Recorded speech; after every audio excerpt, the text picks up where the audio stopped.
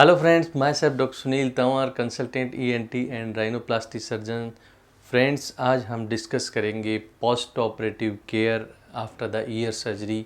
जो परहेज हैं सर्जरी के बाद यूजुअली जो यूज़ किए जानी चाहिए। पर दोस्तों, वीडियो में आगे बढ़ने से पहले दिए गए चैनल को सब्सक्राइब, बेल आइकॉन को प्रेस करना ना भूलें, जिससे आने वाले उपयोगी वीडियोज़ की आपको जानकारी और नोटिफिकेशन मिलता रहे। दोस्तों, अपनी बॉडी में कोई भी सर्जरी के बाद कुछ पोस्ट ऑपरेटिव केयर्स हैं, कुछ सावधानियां हैं जो उस सर्जरी के लिए अपने को ज़रूरी हैं। ऐसे ही ईयर सर्जरी के बाद में भी कुछ जो है पोस्ट ऑपरेटिव केयर जो आपको जानना बहुत ज़रूरी है, क्योंकि सर्जरी के बाद हर पेशेंट्स की बार बार फ़ोन्स आते हैं, क्वेरीज होती हैं, मेल्स आती हैं। इसलिए अपने को सर्जरी से पहले वो सारी चीज़ें जान लेनी चाहिए कि मेरे को मेरे कान की जो सर्जरी है उसके बाद में क्या परहेज और सावधानियाँ यूज में लेनी है। दोस्तों, सबसे इम्पोर्टेंट बात, कोई भी सर्जरी के बाद या जैसे ईयर सर्जरी के बाद जो डॉक्टर ने आपको 7 डेज़ की मेडिकेशंस दी हैं, फर्स्ट वो मेडिकेशंस आपको पूरी फॉलो करनी चाहिए। बहुत बार देखने को मिलता है कि जब पेशेंट आता है, साहब ये मेरे को गर्मी कर गई थी, ये मेरे को रिएक्शन कर गई थी। दोस्तों, अगर किसी मेडिसिन से आपको रिगार्डिंग कोई प्रॉब्लम है तो आप जो हेल्पलाइन नंबर है, आपका जो हॉस्पिटल का जो कॉन्टैक्ट नंबर है, उस पर कॉल करके उसको आप चेंज करा सकते हो, उसका साल्ट रिप्लेसमेंट करा सकते हो, लेकिन उसको आपको जो है वो बंद नहीं करना है। नेक्स्ट इम्पोर्टेंट प्रिकॉशंस और इम्पोर्टेंट थिंग, दोस्तों, ईयर सर्जरी के बाद जो है वो ईयर के ऊपर एक ड्रेसिंग की जाती है, जिसको हम मैस्टोइड ड्रेसिंग कहते हैं, जिससे जो अपन ने चेंजेज किए हैं उसकी प्रोटेक्शन के लिए। दोस्तों, सबसे पहले जो आपकी जो ईयर ड्रेसिंग है वो आपकी जो है चिकित्सक के अकॉर्डिंग या तो 7 दिन या 10 दिन, उसको बीच में एक तो ड्रेसिंग चेंज कराने की ज़रूरत नहीं होती है। सेकंड, ये जो ईयर पे जो ड्रेसिंग होती है, बहुत बार इस ड्रेसिंग के कारण अपना जिस ईयर के तरफ अपनी सर्जरी होती है उसकी आँख पे या आईब्रो पे इडिमा यानी स्वेलिंग आ जाती है, और पेशेंट्स को क्या है, बहुत बार टेंशन हो जाती है कि सर्जरी के बाद आँख में भी प्रॉब्लम होगी। तो दोस्तों, यह एक कॉमन फिनोमेना है। जो ईयर की जो ड्रेसिंग होती है उसके जो है प्रेशर के कारण आँख पे स्वेलिंग आ जाती है, तो आपको कतई उसके लिए घबराना नहीं है। अगर फिर भी आपको स्वेलिंग ज़्यादा है तो उसमें जो है आपको जो ड्रेसिंग है उसको ब्लेड से ज़रा सा आपको ढीला कर लेना होता है, या आपको बहुत ज़्यादा तकलीफ़ है तो हॉस्पिटल में आप दिखा सकते हो, बाकी अमूमन ऐसी ज़रूरत नहीं पड़ती।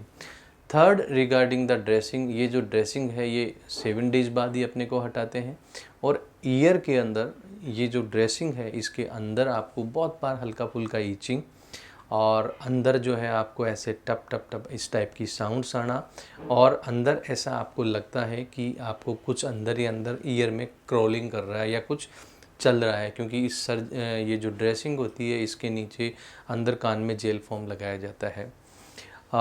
थर्ड इम्पोर्टेंट थिंग दोस्तों, जब ड्रेसिंग रिमूव कर दी जाती है उसके बाद आपको क्या परहेज़ करना है कि ड्रेसिंग रिमूव करने के बाद अगर आपको जो है वो आपका जो ईयर की सर्जरी अगर आप पोस्ट ओरल रूट से हुई है, पीछे से अगर आपको ईयर की जो सर्जरी हुई है, तो उसमें क्या है, आपको पीछे थोड़ा सा पानी से परहेज़ करना है। ड्रेसिंग ओपन होने के 2 या 3 दिन बाद चिकित्सक के आदेश अनुसार आपको जो है पानी आप लग सकता है, बट उसमें बहुत तेज़ ऐसे आपको उसको रब नहीं करना। अगर आपका जो है सर्जरी एंडोरल मेथड से यानी एंडोस्कोपिक मेथड है, पीछे से आपके इंसिजन या ईयर ओपन नहीं हुआ है, उसमें पीछे से पानी का कोई परहेज नहीं है, क्योंकि कान की सर्जरी 2 तरीके से होती है, पीछे से पोस्टोरल और एक एंडोरल और एंडोस्कोपिक रूट। एंडोस्कोपिक जो रूट है उसमें यूजुअली क्या है, पीछे जो परहेज है वो नहीं रखना होता।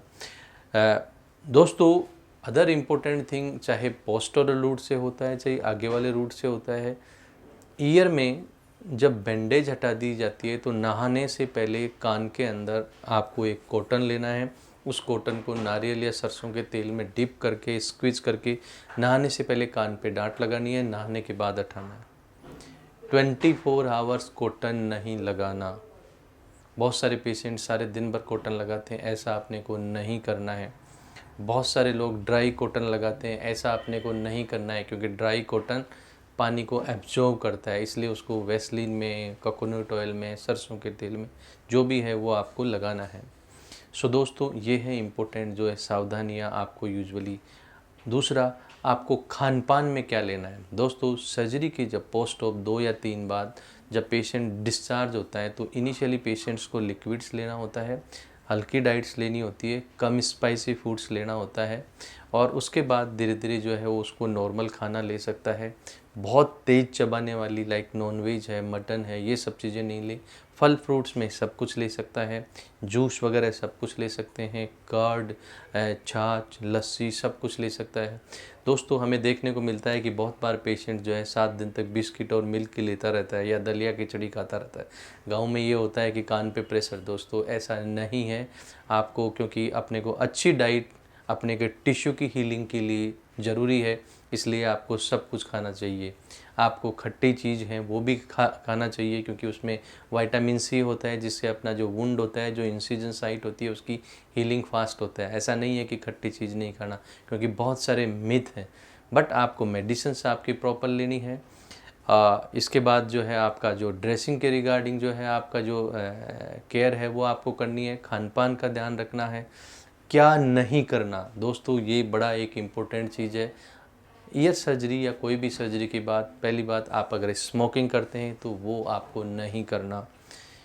दूसरा, आपको जो है वो अल्कोहल का सेवन वो आपको नहीं करना, क्योंकि स्मोकिंग और अल्कोहल से दोनों से आपकी जो हीलिंग है टिश्यू की, जो आपका घाव भरने की जो दर है वो कम हो जाती है। इसलिए आपको स्मोकिंग है, आपको जो है वो इसके अलावा जो आपको जो है ये अल्कोहल है ये आपको नहीं लेना है। दोस्तों अगर आपको कोई एंटी हाइपरटेंसिव मेडिकेशंस चल रही है, आपको कोई इससे प्रीवियस कोई कंटिन्यू मेडिसिन्स है, वो डॉक्टर की सलाह के अनुसार वो कंटिन्यू लेनी चाहिए। कुछ मेडिसिन अगर आपको जैसे एस्प्रिन और इस टाइप की चल रही हैं वो आपको स्टॉप कर देनी होती हैं। ये सारी जो है सलाह है आपको ऑपरेशन से पहले अपने डॉक्टर से कर लेनी चाहिए।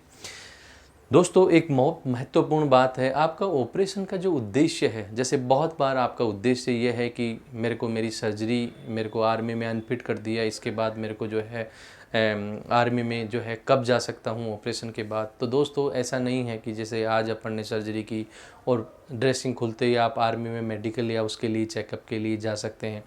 दोस्तों जो अपना ईयर है उसमें जो अपना पर्दा लगाते हैं, जो ग्राफ्ट लगाते हैं, उसको at least 1 month 25 to 30 days complete उसके हीलिंग और मेडिकल के लायक होने में लगता है। तो एटलीस्ट आप 1 महीने का आपको मार्जिन्स उसके लिए लेके चलना चाहिए कि 1 महीने बाद जो है आप जो है मेडिकल के लिए जा सकते हैं। बट अगर आप एक एग्जीक्यूटिव हैं और रूटीन में घर में आपका जो काम है वो सब कुछ कर सकते हैं। फीमेल जो है कपड़े धोना है, काम करना है, वजन उठाना है, छोटा आपको जो है वो सब कुछ रूटीन घर के काम कर सकते हैं। ऐसा नहीं है कि ईयर सर्जरी के बाद 7 डेज़ तक आपको बेड पे लेटा है, जो भी आपकी कन्वीनियंस है उसके बाद।